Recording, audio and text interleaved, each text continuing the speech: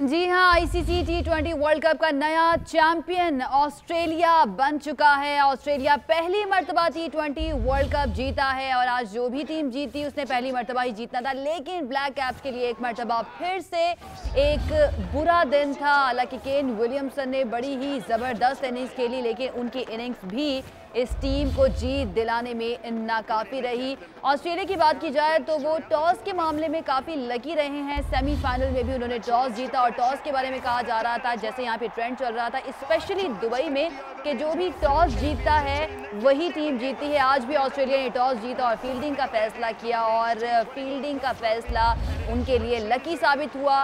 ये मैच वो जीत गए हैं, जिसके साथ वर्ल्ड कप भी उन्होंने अपने नाम कर लिया है। एरन फिंच आज भी नहीं चल सके, कैप्टन है वो ऑस्ट्रेलियन क्रिकेट टीम के, सिर्फ 5 रन बना पाए। डेविड वार्नर ने 50 की 38 बॉलों पर 53 रन बनाए, जबकि मिचेल मार्श जो हैं आज उनकी नाकाबिले शिकस्त इनिंग्स रही, नॉट आउट रहे। उन्होंने 50 बॉल्स पर 77 रन स्कोर किए, जबकि ग्लेन मैक्सवेल 18 उन्होंने बॉल्स पर 28 रन स्कोर किए हैं। सलमान जो उनकी स्ट्रीक थी ऑस्ट्रेलिया की नॉकआउट राउंड्स में न्यूजीलैंड को हराने की, वो अब भी जारी है। ऑस्ट्रेलिया जो है वो जीत गया है और ब्लैक कैप्स बेचारे क्या हो जाता है उनको नॉकआउट राउंड्स में आके। देखिए, ये दोनों से सवाल बनता है कि ऑस्ट्रेलिया को भी क्या हो जाता है नॉकआउट क्या पुड़िया उनके पास जीत की ऑस्ट्रेलिया के पास, ये समझ नहीं आता। डेफिनेटली जो हमने बात की थी अर्ली ऑन जब हम प्री मैच कर रहे थे कि ये एक बीस्ट मोड है जो इंटायरली डिफरेंट लुक इख्तियार कर जाती है इनकी टीम।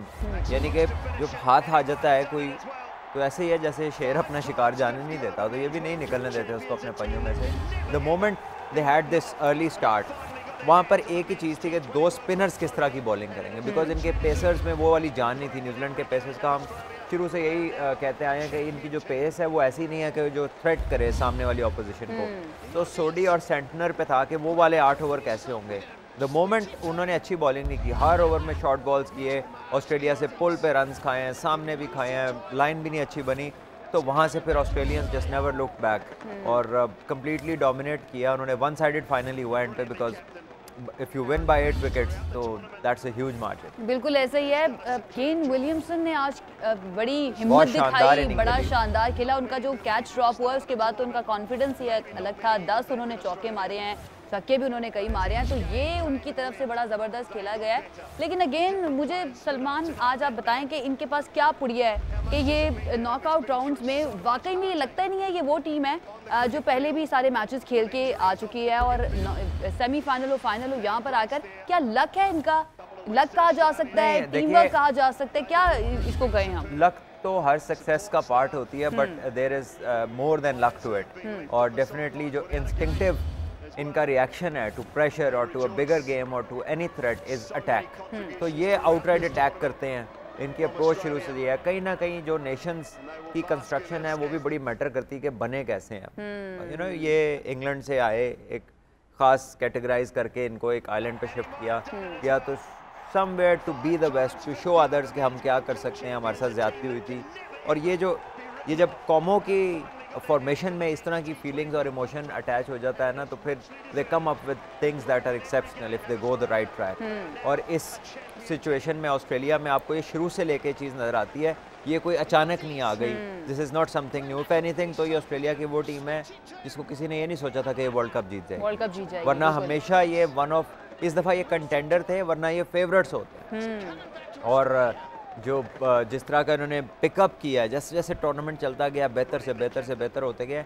अभी तक इनके मेजर प्लेयर्स फॉर्म में नहीं थे। कप्तान फिंच कहीं नज़र नहीं आया, स्मिथ कहीं नज़र नहीं आया, स्टार्क को भी मार पड़ती रही, लेकिन 60 रन उन्होंने खाया 4 ओवर्स के अंदर। तो जो 2 से 3 लोग फॉर्म में थे और 1-2 जिन्होंने साथ पिकअप किया, जैसे मार्श आया, जैसे ज़ैम्पा ने एकदम अपनी बॉलिंग का जो था स्टैंडर्ड उसको बहुत लिफ्ट किया।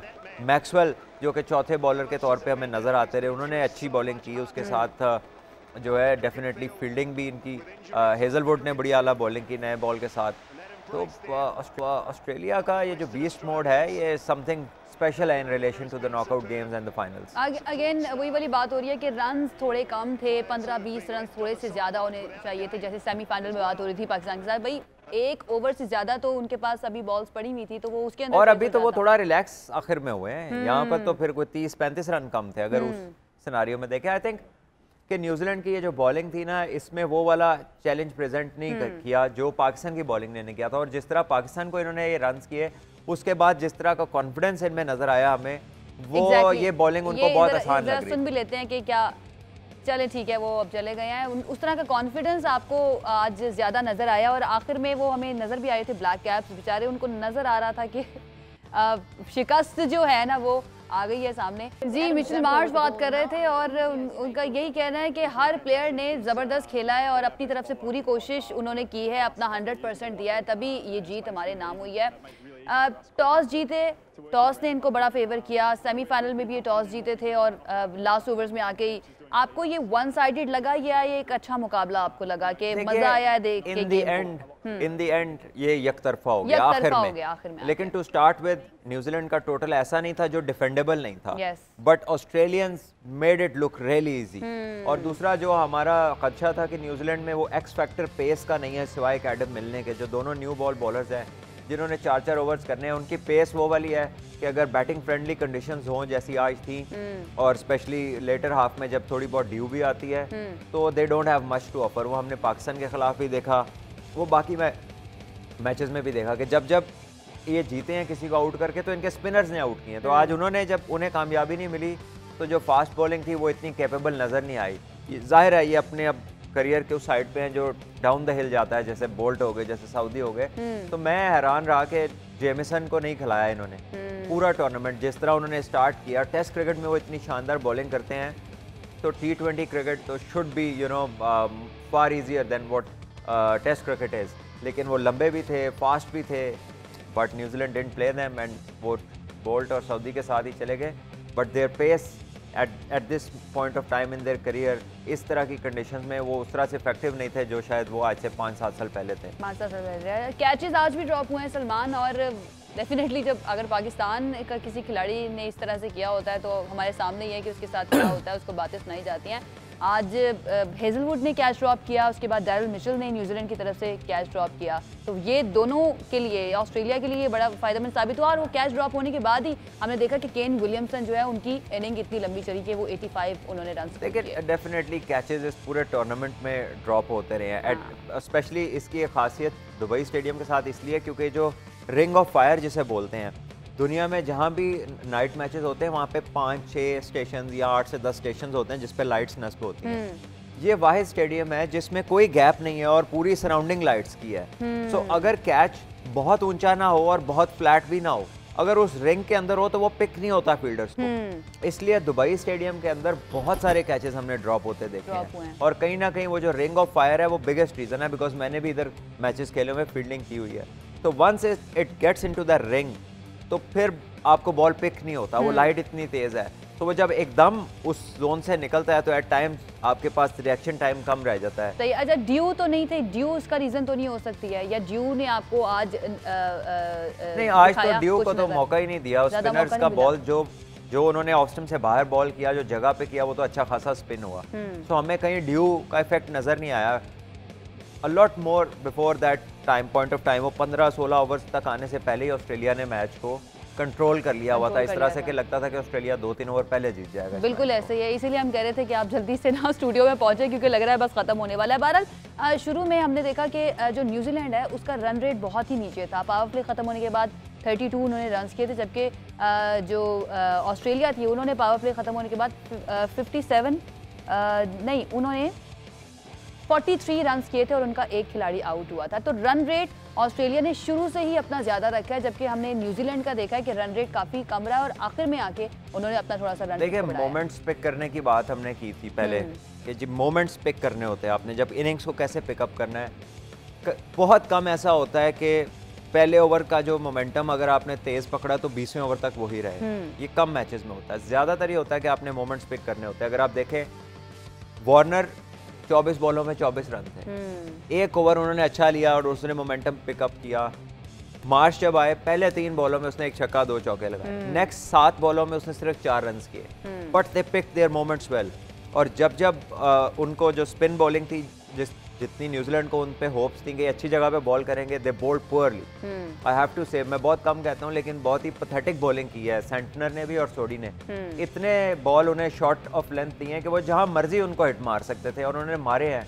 मार्श ने भी मारा है, वार्नर ने भी मारा है, नथिंग टू टेक अवे, शानदार बैटिंग किया है। लेकिन इससे ज़्यादा बुरी बॉलिंग इन दोनों ने अभी तक इस टूर्नामेंट में नहीं की थी जो इन्होंने फाइनल में किया, और यहीं पे फ़र्क जो था ना दोनों टीमों का वो जाहिर हो गया था। अच्छा, सेमीफाइनल जो हुआ था पाकिस्तान का, उसमें भी हमने देखा और यही बात हुई थी और आज भी यही बात है, क्या बड़ी गेम का प्रेशर जो है वो नज़र आया कि पिक नहीं कर पाए, रीड नहीं कर पाए कि किस तरह की बॉलिंग करवानी है किस बैट्समैन को, इन दोनों गेम्स की मैं बात कर रही हूँ। ये तो टेस्ट ऑफ नर्व्स तो होता है, जब आप नॉकआउट्स में जाते हैं, प्रेशर गेम्स में जाते हैं, come the finals, it is the most kind of situation जो आपका कैरेक्टर बता देती है कि आप इसको एज अ बर्डन देख रहे हैं या एज एन अपॉर्चुनिटी देख रहे हैं। तो जो लोग इसको एज एन अपॉर्चुनिटी लेते हैं, उसके लिए ऑल आउट जाते हैं, तो वो अलहदा नजर आते हैं इन केस ऑफ ऑस्ट्रेलिया।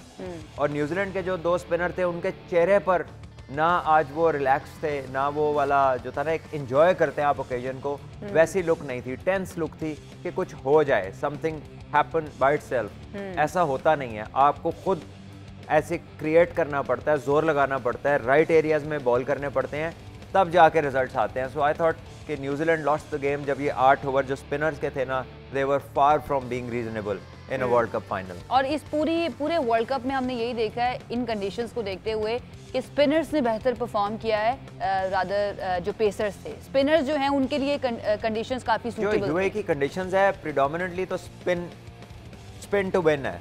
ये ऐसी कंडीशन है कि जिसके स्पिनर्स कामयाब हैं वो दूसरी टीम को पकड़ लेती है।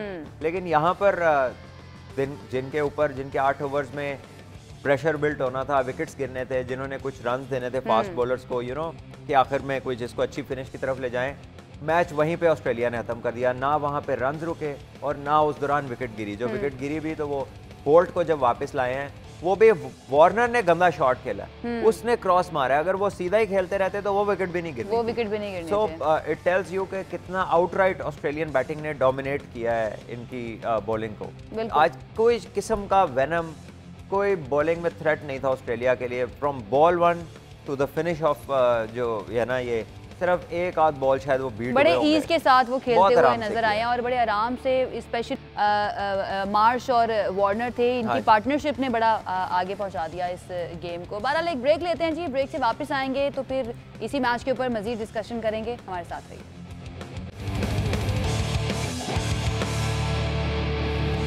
जी ब्रेक के बाद खुशामदीद। Australia T20 World cup final जीत चुका है और ऑस्ट्रेलिया ने एक मरतबा फिर से साबित कर दिया है कि वो बड़े मैचेस की गेम है। जब बड़े बड़े मैचेस आते हैं तब वो ऐसा परफॉर्म करते हैं कि समझ ही नहीं आता कि ये वही टीम है जो पहले खेल के आई है। बहरहाल जी बड़ा ज़बरदस्त खेली है और इस तरह से खेली है कि लग रहा था कि बिल्कुल ईज के साथ, कोई उनको प्रॉब्लम नहीं हो रही। जबकि न्यूजीलैंड की बॉलिंग अटैक, जैसे कि सलमान कह रहे थे कि उन्होंने आज अच्छी बॉलिंग नहीं किया, जिसका नतीजा सलमान अच्छी बॉलिंग नहीं की, इसका जो हम इल्ज़ाम है वो प्रेशर को दे सकते हैं या फिर और भी कोई आपको रीज़न नजर आता है? एज ए टीम किसी की तरफ से भी कोई ऐसा एफर्ट बॉलिंग में नजर नहीं आया जिसने ऑस्ट्रेलिया को किसी मोमेंट पे भी थ्रेट किया हो, किसी लगा हो कि यार ये 1-2 आउट कर देगा, ऐसा किसी के साथ भी नजर नहीं आया। तो ओवरऑल जो बॉलिंग थी वो इतनी इंप्रेसिव नहीं थी और वर्दी फाइनल जिस तरह का वर्दी होना चाहिए उस तरह की फाइट न्यूजीलैंड की तरफ से इन बॉलिंग तो बिल्कुल भी नज़र नहीं आई। ऑस्ट्रेलिया की भी बैटिंग इस तरह की ज़बरदस्त उन्होंने किया कि मौका कोई नहीं दिया, कोई सांस नहीं आने दिया न्यूजीलैंड को। होता ना कि ज़रा कोई कई गेम के अंदर आने दिया हो, उन्होंने भी उनको दूर दूर ही रखा है, कहीं पर उन्हें अपने करीब नहीं आने दिया, didn't give them any chance. और आई थिंक ऑस्ट्रेलियन बैटिंग को क्रेडिट जाता है और New Zealand have to look for a few more pacers. अगर नेक्स्ट टाइम वो जब खेलते हैं इन कंडीशंस में जहाँ पर लाइक दुबई, लाइक एशिया, जहाँ पर आपको जेन्युइन पेस चाहिए होती है to create panic in your opposition या टू आप कोई अपने लिए चांसेस क्रिएट करना चाहते हैं, 132-134 की पेस T20 क्रिकेट के अंदर बड़ा मुश्किल है इस पे इफेक्ट क्रिएट करना। बिल्कुल, और इसका भरपूर फ़ायदा ऑस्ट्रेलिया के बैट्समैन जो थे उन्होंने उठाया है। अब अनाउंस भी हो गया कि किसने सबसे ज़्यादा रन स्कोर किए हैं, तो हमारे लिए अच्छी खबर है, बाबर आजम टॉप स्कोरर रहे हैं इस वर्ल्ड कप के अंदर। 303 रन उन्होंने बनाए हैं 6 इनिंग्स के अंदर। दूसरे नंबर पर डेविड वार्नर आते हैं ऑस्ट्रेलिया के, जिन्होंने 289 बनाए हैं 7 इनिंग्स के अंदर। जबकि तीसरे नंबर पर अगेन हमारे लिए अच्छी खबर है कि मोहम्मद रिजवान है जिन्होंने 6 इनिंग्स में 281 रन बनाए हैं। चाहे फाइनल तक नहीं पहुंचे, लेकिन Babar once again ICC top ranking में पहुंचे, उसके बाद बड़े बड़े उन्होंने रिकॉर्ड्स तोड़े हैं। ये इटसेल्फ उनको मुबारकबाद देनी चाहिए इस चीज़ के ऊपर। बिल्कुल, इट्स अ बिग अचीवमेंट। और जब हमने जिक्र किया था पहले प्री मैच में कि पाकिस्तान के लिए जो ब्राइटर साइड है इस टूर्नामेंट में वो क्या है, तो उसमें दोनों ओपनर्स का हमने जिक्र किया था। एंड हियर दे आर, एक नंबर 1 पे, एक नंबर 3 पे है। और ये भी वार्नर ने आज जो 60+ रन किए हैं वो इस तरह इनके बीच में है, वरना ये 2 ही 1 और 2 पे थे। तो दिस शोज कि कितना डोमिनेट किया उन्होंने इस टूर्नामेंट में, और बड़ी कामयाबी के साथ पाकिस्तान को बहुत अच्छे ओपनिंग स्टार्ट्स दिए हैं। एंड आई थिंक आगे इंशाल्लाह, अभी तो इनके करियर टेक ऑफ कर रहे हैं, तो आगे और भी ये बेहतर करेंगे इसी चीज़ को, पाकिस्तान के लिए ओपनिंग बैटिंग को, जो कि बड़ा एक कंसर्न रहता है बहुत सारी टीमों के लिए। जब तक ये कॉम्बो ना बने तो नीचे वाले भी डिस्टर्ब रहते हैं। So luckily for Pakistan you have one of the best combo in the world, openers का भी, और एक उनमें से कप्तान भी और एक विकेट कीपर भी है। So it gives you you know, ये मल्टीटास्किंग वाले लोग हैं, खाली ओपनर्स ही नहीं है, साथ एक कप्तान है, दूसरा जो है वो विकेट कीपर भी है टीम का। विकेट कीपर भी है, और ये दोनों ऐसे हैं कि इनको पता है कि ये दोनों हैं तो फिर इन दोनों को रोकना बड़ा मुश्किल हो जाता है। दोनों में से अगर एक आउट हो जाए तो दूसरा रिस्पॉन्सिबिलिटी लेता है, जैसे कि हमने देखा सेमीफाइनल के अंदर ये बाबर आउट हुए तो चाहे रिजवान बीमार थे, उन्होंने इतनी ज़बरदस्त इनिंग्स भी खेली और उसके बाद विकेट कीपिंग करना फॉर 20 ओवर्स, ये बहुत टायरिंग काम होता है, but still he did it, और उन्होंने क्या ज़बरदस्त परफॉर्म किया है। तो डेफिनेटली अब आगे बांग्लादेश का टूर है, एंड हमारी होप्स जो हैं वो बहुत ज़्यादा आई हैं, क्योंकि इस वर्ल्ड कप के साथ क्रिकेट ख़त्म नहीं हुई है। अगले साल ही दोबारा वर्ल्ड कप शुरू हो जाएगा, इससे पहले हमारा पाकिस्तान सुपर लीग भी है, PSL आ जाएगी। पाकिस्तान के 2 टूर्स हैं, बांग्लादेश है, बांग्लादेश के बाद वेस्ट इंडीज से आपकी होम सीरीज है, एंड देन कम्स PSL, और PSL के बाद फौरन मार्च में ऑस्ट्रेलिया का जो प्लान टूर है अभी तक। So it is non stop cricket. अच्छा, आज वैसे न्यूजीलैंड क्रिकेट बोर्ड ने भी PCB से रब्ता किया है कि वो अगले साल पाकिस्तान आने के लिए तैयार है। भाई वो तो बहुत जल्दी में है, तो यहीं से आज फ्लाइट पकड़ के इंडिया जा रहे हैं। एक दिन बाद उनका इंटरनेशनल मैच है वहाँ पर। अच्छा, न्यूजीलैंड के साथ आई डोंट नो कि क्या प्रॉब्लम है कि बड़े जब भी नॉकआउट राउंड्स होते हैं, सेमीफाइनल, फाइनल, तो अच्छी उनकी परफॉर्मेंस नहीं देखी जाती। उनके पास क्या इस तरह का टैलेंट मौजूद नहीं है? हम अपनी ट्रांसमिशन में भी बात कर रहे थे कि ये कम टैलेंट के साथ या लिमिटेड रिसोर्सेज के साथ हम देखते हैं कि अच्छा परफॉर्म करते हैं, नॉकआउट स्टेजेस तक पहुंचते प्रेशर इनके ऊपर इतना ज़्यादा हावी हो जाता है कि ये उसमें अच्छा नहीं खेल पाते हैं। देखिए, कहीं पे मैडनेस है तो सिर्फ मैडनेस है, और कहीं पे मेथड है तो सिर्फ मेथड है, लेकिन कॉम्बो इसका डेंजरस है, मेथड एंड मैडनेस, दोनों चीजें होनी चाहिए। तो यहाँ पर बहुत ज्यादा मेथड हमें नजर आया, मैडनेस नहीं। न्यूजीलैंड वो जो जुनून होता है ना, एक पैशनेट यू नो विन के लिए, एक जो पैशनेट टीम होती है जिसकी आपको ना हंगर डिफरेंट लग रही होती है, जो बिल्कुल शिकारी की तरह घूमती है। उनके साथ उनके सपोर्टर्स भी वैसे ही होते हैं ना। आज आपने स्टैंड्स देखे, स्टैंड्स वैसे नहीं थी जैसे सेमीफाइनल में पाकिस्तान में मतलब भरा हुआ था, और मेरे ख्याल से खिलाड़ियों को भी आपस में एक दूसरे की आवाज नहीं आ रही। Whereas on the other side compared to Australia, तो आपको जुनून नजर आता है। मतलब वो जब उस स्टेज पे आ जाते हैं, जब उन्हें लगता है कि अब यहाँ से जीतना करीब है, तो फिर उसको झपटते हैं, वो सामने वाली ऑपोजिशन को मौके को नहीं जाने देते। You know, they fight like tigers, और वो वहाँ पर जाकर फिर they transform into a completely different outfit.